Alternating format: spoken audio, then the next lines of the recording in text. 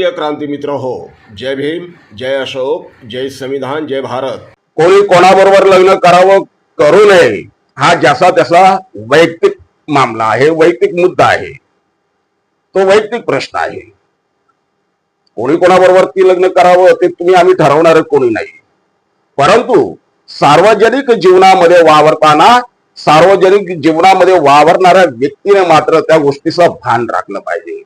आपण भारताच्या राजकारणामध्ये सर्रास आपण पाहतो की राजकीय किंवा चित्रपट क्षेत्रातले असो किंवा क्रीडा क्षेत्रातले असो, ज्या ज्या क्षेत्रातली ती लोक आहेत त्या त्या क्षेत्रामध्ये बहुतांश लोक आपले नाते संबंध निर्माण करतात.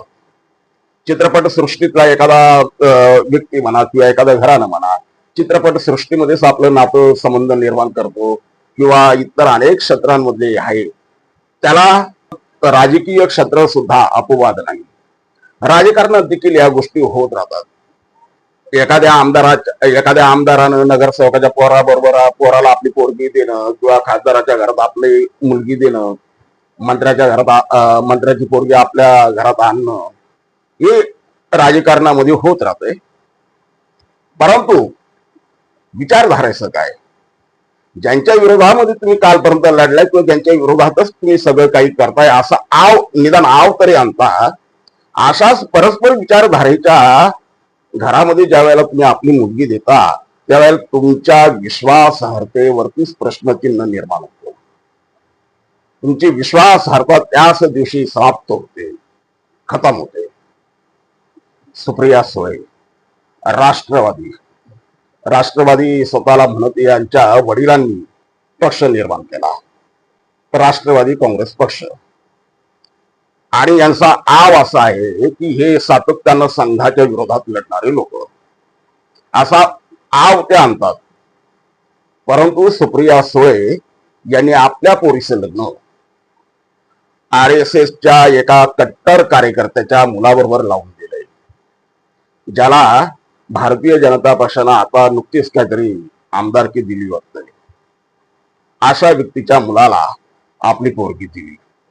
यांच्या लग्नामध्ये गौतम अदानी येतोय, ज्याला तुम्ही म्हणजे ज्याला नरेंद्र मोदीचे मित्र म्हणता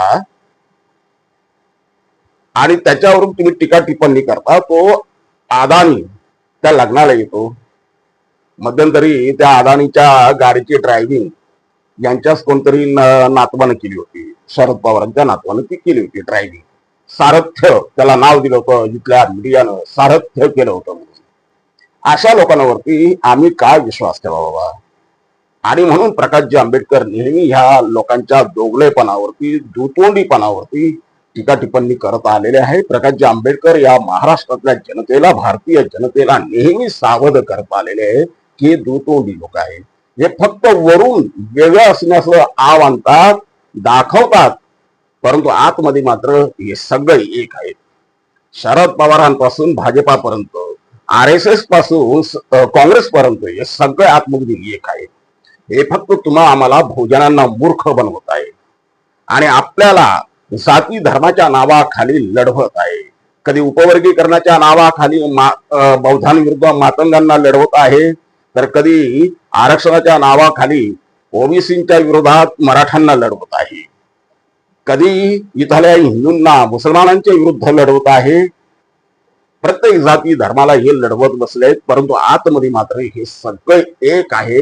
हे प्रकाशजी आंबेडकर नेहमी आपल्याला पुराव्यासहित दाखवत राहतात. परंतु तरी सुद्धा आपण जातीच्या नावानं, धर्माच्या नावानं अंध झालेले लोक असल्यामुळं या गोष्टींना कळत असूनही स्वीकारत नाही आणि आपण तोच कित्ता गिरवतो जो गिरवायला नाही पाहिजे, तो कित्ता आपण गिरवतो.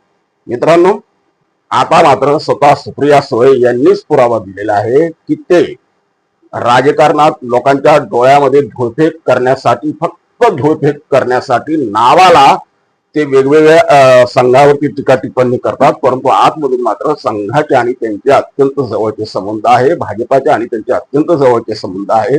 आणि हा जो सुप्रिया सुळेंचा जो जावई आहे, सुप्रिया सुळेंच्या मुलीचं लग्न आणि त्या भाजपाच्या आमदाराच्या पोराचं लग्न, या दोघांची जुळवाजुळव सुद्धा देवेंद्र फडणवीस यांनी केली असं मध्यंतरी आपल्या ऐकण्यात आलेलं आहे की देवेंद्र फडणवीस यांच्या मध्यस्थीनं ते लग्न होत आहे.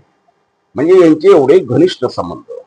आणि बदनाम मात्र प्रकाशजी आंबेडकरांना करण्यात येते, बदनाम मात्र आंबेडकरी पक्षांना संघटनेला करण्यात येते.